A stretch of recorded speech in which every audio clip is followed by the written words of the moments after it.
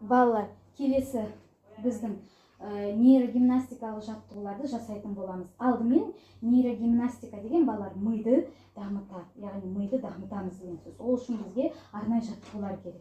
Кәнекей, ең алдымен бірінші біз сендермен үлкен саусақты алайық.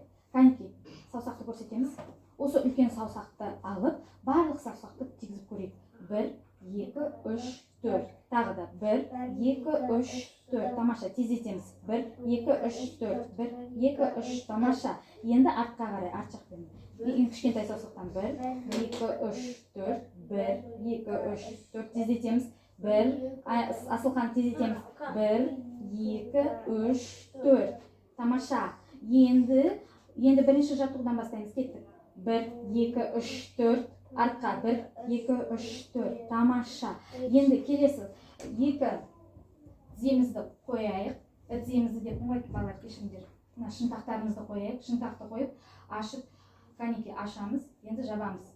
Біреуін жабамыз, біреуін ашамыз. 1, 2, 3.